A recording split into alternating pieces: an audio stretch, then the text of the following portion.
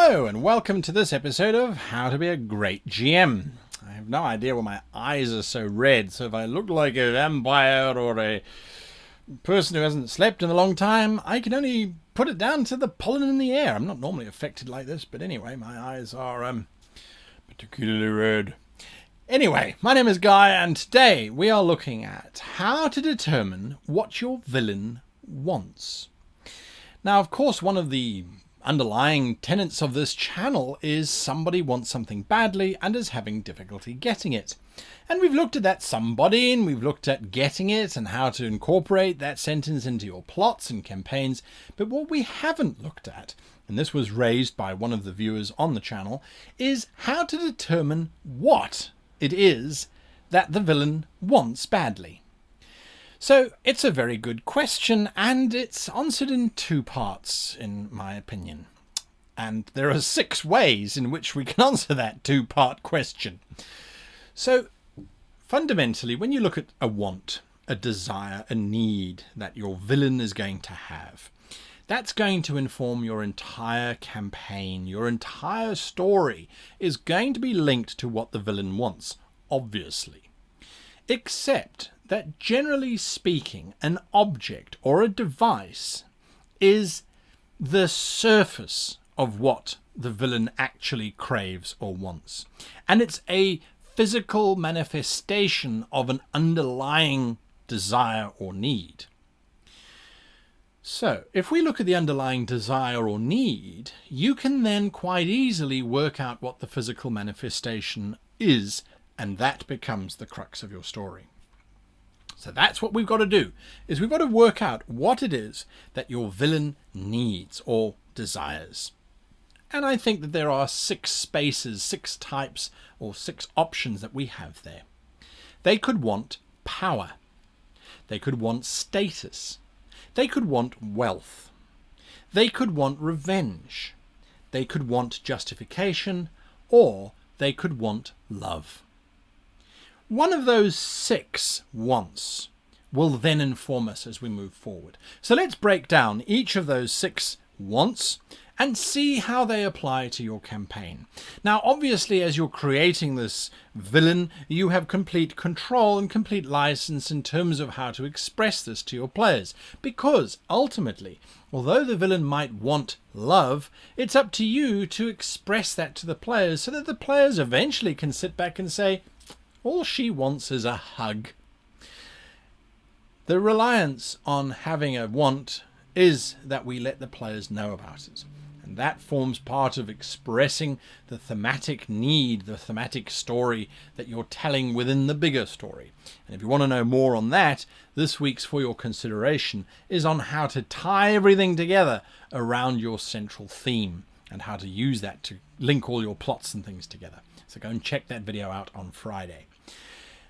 Getting back to today.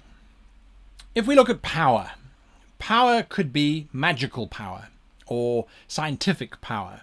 Do not be too proud of this technological terror that you have constructed, etc., etc. So it could be magical. It could be territorial. Like the Romans, we want everything. We want England, we don't want Scotland, we want France, we want Germany, we kind of want North Africa, we kind of want Egypt, we don't really want anything beyond Egypt, we'll go as far as Persia, but we won't go to India, Dacia, Thrace, yes, alright, fine, we'll have those, but we don't want Russia. So the Romans wanted territory. It could be knowledge. I want to have the knowledge of the universe so that I might control everything. That's tremendous power. Knowledge is power, as they say. So those are the different types of power, at least immediately, that I can offer to you to help create your story. Magical, territorial, or knowledge. Now, what's important about power as being the device that your villain wants, the thing that your villain desires, is that it is an unending solution. There is never going to be a point, theoretically, where the character has it all. All of the territory. Do you control all of the universes? What about the multi-universes? What about multiple dimensions? What about parallel universes? What about alternate universes? Does the character control them all? What about magical power? Do they have all of the magical power? Every last drop of it is theirs? Knowledge, do they know everything about everything? Are they absolutely that full of knowledge that they know everything? So it is an unending solution. This means that your players will have the challenge of trying to defeat someone who can never be satisfied. They will never stop. They will never get to a point where they go, I have achieved. So as far as a campaign story is concerned, you have this villain who is absolutely desperate to get as much as possible. Their end goal might be that they have it all, but how do they express it? And that's up to you to find. What is the physical expression of the desire for magical knowledge? Is it a dragon who hires, hoards, steals, robs people of their artifacts, hires people to steal other people's artifacts? Are they accumulating all of that? In which case they have to be stopped when they have decided that there's a magical power within a certain character or an object that will give them the ability to destroy the world, and they're trying to get that.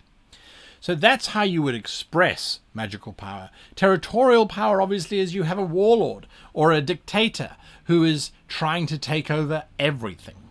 If you look at the people such as Julius Caesar or Pompey, all of his contemporaries, they were fighting for territory, not because they needed it, but because they felt that that was the right thing to do. The British Empire didn't need territory. They felt that it was the right thing to do. The Nazis didn't need the territory, but they felt that it was the right thing to do. They wanted to accumulate as much as they possibly could. They wanted land. Ultimately, they were going to use it for populations and things, but initially it was just land. How do they express that? Is it a war campaign that you're going to be running in? Are the players going to be fighting against this dictator or for the dictator until eventually they realize what's going on? Knowledge, of course, is again the accumulation of books, of secrets. It could be an almost Indiana Jones style type of situation where the characters are initially excited about going and exploring ancient tombs to find these texts that this being is after, until they start to realize what's actually happening. But it is an endless solution. It can continue in perpetuity, as the character will never ultimately get to a point where they have it all. If we then look at status, status is an interesting desire, it's an interesting want, and it pushes people to do some remarkable things. Status could be in the form of rulership. You are emperor above all emperors. You are the greatest emperor ever. Yes, that would give the character power, but they weren't after power. They were after status. They were after being seen as the greatest, the best, the biggest. And that forces players, or forces villains anyway, to do some remarkable things. Is it recognition? Is it access? The character is willing to kill anything that gets in their way so that they become the next in line to inherit the throne. Or so that they can walk into a prestigious nightclub and not be refused at the door. What are they willing to do to get into that space?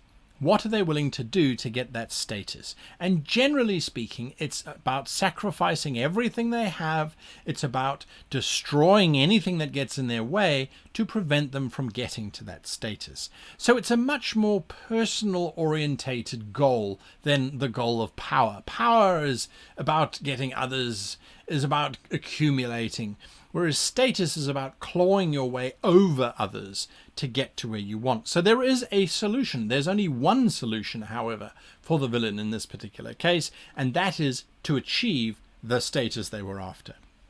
If it was to become God Emperor, it's about achieving that God Emperor status. If it's about becoming the most recognized chef in all of France during World War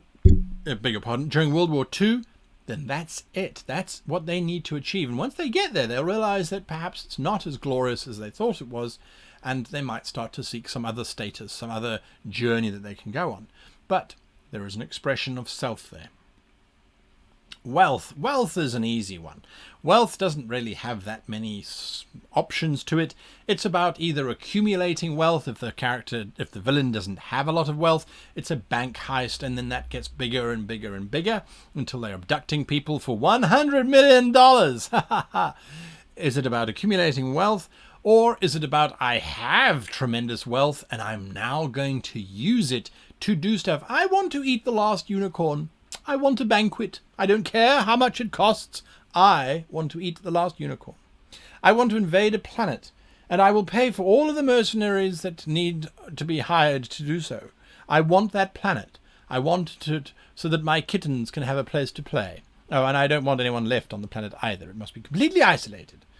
So wealth gives you two options. Either it's getting it, in which case they're usually petty criminals or major criminals trying to steal a huge amount of money, or they have a huge amount of money, in which case then they are after these crazy, crazy requirements, or things that money can't buy, which is a different type of power that they're after. It's recognition, or it's a status type of power, or a love or a justification type of power. Generally, though, if they've got lots of money, all they're doing is they're going after crazy and ridiculous things. How does that hurt people? Well, annihilating an entire planet just so that your six-legged kitten has a place to play, that's pretty dark in my opinion and should be stopped. Anyway, so it is a numberless solution. There is no solution to the wealth issue. They either have vast amounts of it, in which case it's never going to run out, or they are trying to get vast amounts. And once they've got vast amounts, they will want more. That's how capitalism works. Revenge is a dish best served cold, unless you have a microwave, in which case you can pop it in the microwave for 2 minutes and then it'll be fine. Revenge is all about, well, revenge. Whether it's against a single individual or an entire species doesn't really matter. Revenge is fueled by the fact that the villain believes that something has gone wrong, something has been done unjustly to them, and they are seeking revenge. Now, in today's modern society, revenge is not looked upon as something that you should do. You should let justice take its course and let some judge decide that 5 years is perfectly acceptable for someone who has murdered another person in cold blood. But someone who has, say, I don't know, smuggled something across the border should spend 20 years in prison because that's far worse than killing another human being. Far be it for me to judge our judging system. Anyway, the idea behind revenge is that there is a sense of wrongness, a sense of justification, I beg your pardon, and a sense that there is a target, whether it's one or many. And this is a theme that has played out since the beginning of man. We have always wanted revenge for things that we have taken slight against. How is that expressed? Well, is it someone who is trying to wipe out an entire race because he blames an individual of that race for destroying his home planet?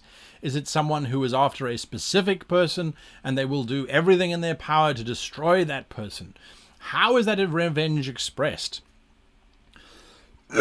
I do beg your pardon. Is that revenge expressed as I am hunting down this person and I will destroy their world?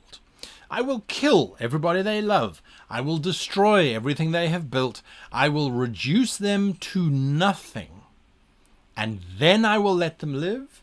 Or is it I will kill them? Straight out, I will kill them. So again, this is something that has only one solution. There is only the solution. Only if my revenge is excised, if it is allowed to happen, will I be complete. This is a villain who has a very specific mission. It's not nebulous like wealth or power. It is a little bit more focused than status. It is a specific outcome, and it's usually the end of someone or something else. Justification.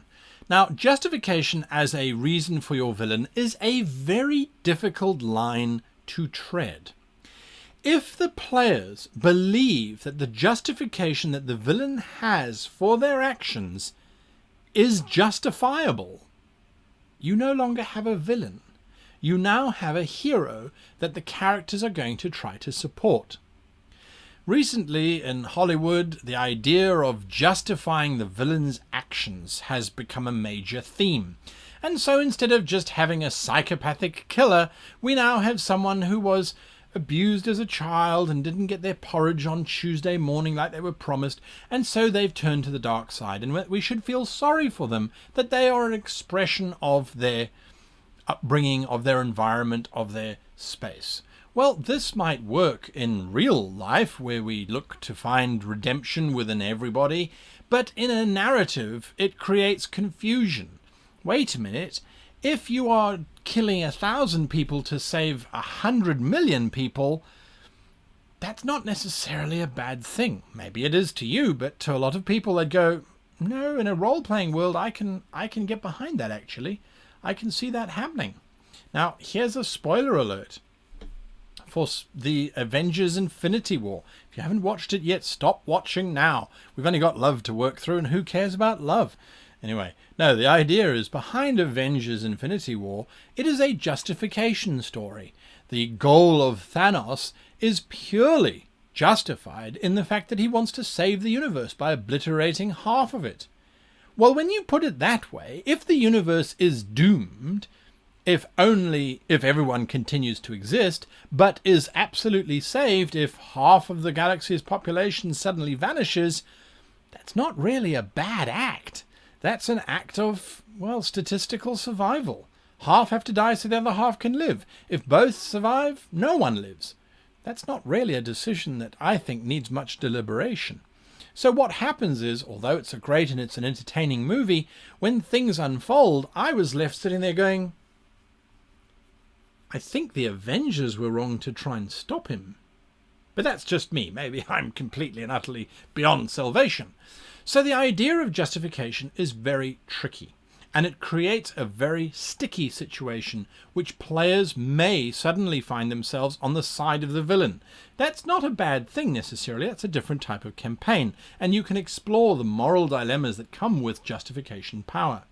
If we want to look at another example, still in the superhero universe and in the Marvel universe actually, is the idea of Professor Xavier versus Magneto in the original Bryan Singer films, where it was Patrick Stewart versus Ian McKellen. Magneto is a villain because he wants to force everyone else to become mutants. But why does he want to force everyone else to become mutants? Because when he was growing up, he was interred in a concentration camp and his parents were sent to the gas chamber by an authority that wanted to regulate anyone who was different. Push forward to the USA, where the legislation is being made to regulate mutants. They're different, and they wanted to put them in special compounds to keep them safe, and all that Magneto is doing is trying to prevent that from happening, a situation that he feels is very wrong. In other words, he's justified in his action. If the characters happened to be Wolverine and Storm and Rogue and company, happen to think about it and sit down for a moment, they might agree that that is the solution. Of course, Professor X presents an alternative. We should learn to collaborate together and to discover and enjoy our differences rather than to try and force everyone to be one way or another. So it's a moral dilemma that we are faced with in terms of the villain's justification. I happen to think that the story made sense. It unfolded in a way that I sat back going, well, yes, I'm not sure who I agree with. So it was an interesting journey from that perspective. Interesting how, when you look at it that way, you look at how Thanos was going about his justification journey, and you look at how Magneto was going about his. Both of them felt justified that the actions that they were taking were, well, plausible, acceptable, and the necessary steps to be taken. So this is a very different villain. This is not necessarily a villain who is acting out of their own self-interest. They're not after power, they're not after status, they're not after wealth, it's certainly not a revenge act that they're engaged in. They are after something that they believe is fundamentally the right thing to do. Now that's an interesting villain, but very, very tricky. If we sympathize too much with the villain, we may not want to fight against them, and then your entire campaign has to shift quite dramatically to introduce some element of opposition. Finally, the power of love. Now, I don't want to be a love guru sitting here promoting universal love and all those kinds of things. Love is absolutely wonderful, and to find love and fall in love is a wonderful, wonderful experience of bizarre delirium. However, love in this sense is as a need, the need for love, which can be very, very dangerous. If it's unrequited, the villain demands that the princess love him, or else he will wipe out the princess's family and slaughter thousands and thousands of innocents. That is not a good expression of love. Tarkin wanting to completely crush the Outer Rim territory's sense of hope and force them to love the Empire or basically fall in line or die.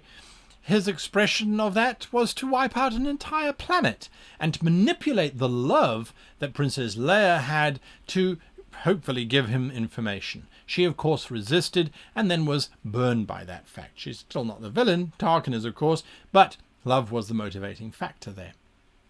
So love that is forced, love that is providing an individual with worth, and then when that love is gone, then the individual becomes crazy about it and does crazy things. That's an interesting villain plot. Now, there was a film with Brendan Fraser called The Mummy, which came out in the 90s. Absolutely love that movie personally because it's such a nice, simple story, but it's told so well, I think, anyway.